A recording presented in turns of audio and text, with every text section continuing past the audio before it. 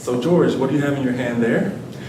This is a little book, the Meta-ethnography. Some people call it the Little Blue Book, and it's caused a lot of work for a lot of people. The folks, the eMERGE team in the United Kingdom have been working with the consequences of this for the past several years. So I've actually read this. It's been around for a while, right? Yeah, we wrote it in the late 1980s, and it seemed to be destined for an ignoble fate in the dusty library. But then, the health and social care literature took off. So it didn't get to die that death and lives on another day. Yeah, well, it took a while. Right? It didn't emerge immediately. But when qualitative research exploded in healthcare and in nursing and in social care, they realized they needed some way to talk across studies. And then they found the book. The book had been, like I said, set aside in the dusty library. So, all right, how exactly does one go about doing meta-ethnography?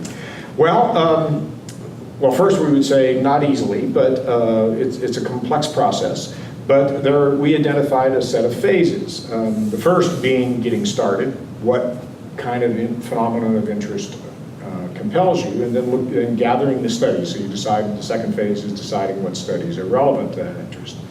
Then closely read the studies, and you're going to have to read them repeatedly to try to figure out what is exactly being said there. Fourth is to try to determine how the studies are related to each other. And this is kind of a first guess at something I'll talk about called a translation. And then fifth, to actually do the translation of studies into one another. And then finally, to try to synthesize the translation to say, what does this offer more than those individual primary studies did before? And then lastly is to figure out how to express the synthesis. And this is where the eMERGE team really comes in. What sets meta-ethnography apart from other synthesis approaches is that many of them want to aggregate studies, so they're going to kind of add up the results. We didn't think that actually was appropriate for an interpretive meta-ethnography approach or qualitative research in general. So we began looking around for a theory that would help us do something other than simply aggregate. And we were lucky enough to find Stephen Turner's book, Sociological Explanation as Translation, in which he argues that in comparison, the more useful way to understand studies is to create an analogy amongst them. And so that's what we built the theory on. So the translation theory then sets up some general types of translation. First is reciprocal, and that is the studies are basically complementary, and you're trying to figure out how, what is the best way to express this complementarity. The second is a refutational synthesis. This type of synthesis, the studies either intentionally or implicitly critique each other.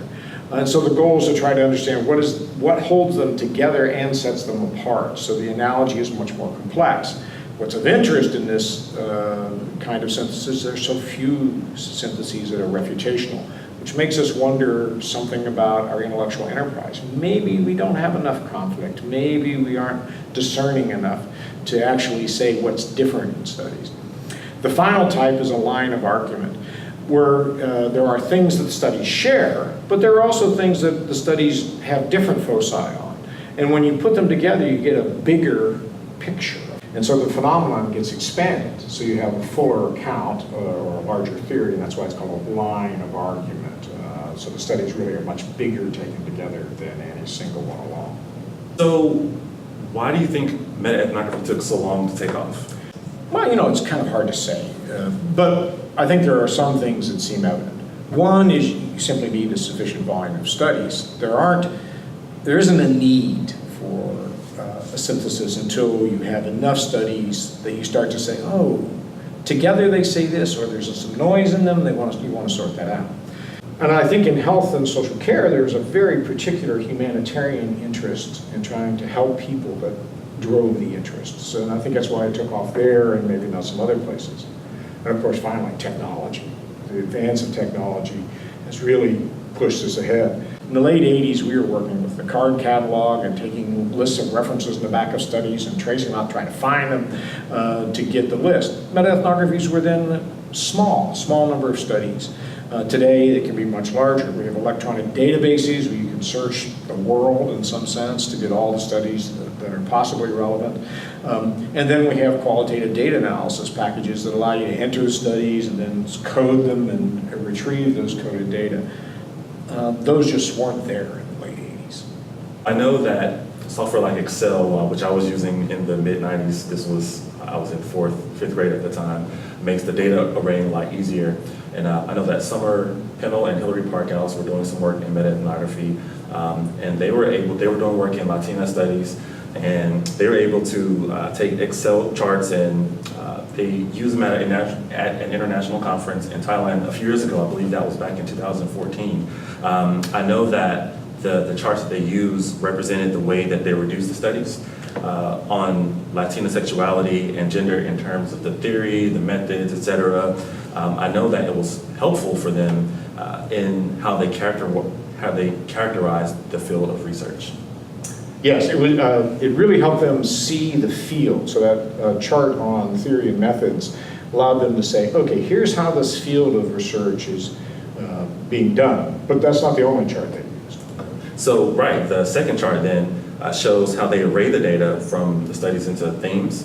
And with Excel, they could easily create the charts and easily translate the studies into one another.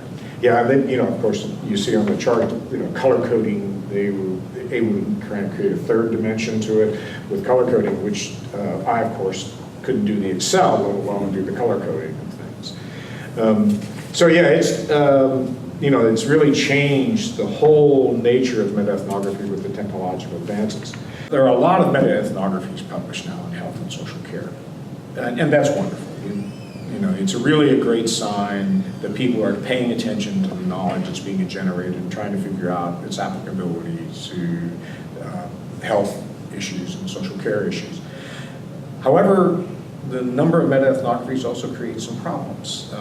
First, you can have so many studies that it's really hard to stay grounded in them, so this problem of abstraction comes with it. Secondly, the process is very complex and often involves large teams, funding, and as we said with the Excel sheets, many studies. So it's really hard to reduce them to report them. And this is where eMERGE comes in, where they took a look at this situation and said, oh, we really need to talk as a profession about how do we do this work and how do we be transparent so we can actually find a way to be consistent in our reporting of meta-ethnography. So you mentioned eMERGE, so could you tell us a bit more about the team, who they are? Well, they're a team across the United Kingdom working in health and social care. They brought together people who had done meta-ethnographies and then began to say, well, how are we going to advance this, the reporting of the meta-ethnographies? They got some funding and then brought this team together. And here's a photo of some of the people who were involved. I think the most interesting part of their work is first they reviewed all the meta-ethnographies that they could find to try to discern not only what they're saying, but more importantly, how they were being reported and what was evident and not evident in the reportage. Then they created a set of draft guidelines that would improve it, and that's primarily where I got involved, and where they asked me to come to Scotland and check with them on the draft guidelines. Then they did a Delphi study where they had people kind of say, is this necessary, right? How necessary is this to good reporting of a meta-ethnography? And the process worked pretty well. I think one of the nice things about the overall process is that it does enable some level of consistency, considerably more transparency, but it doesn't succumb to standardization. The interpretive intent of meta-ethnography is largely preserved. Thank you for that. Oh, well. It's been very helpful. Yes, sir. This video is the first in a series that eMERGE is producing. We encourage you all to look at each video and learn a lot more about meta-ethnography.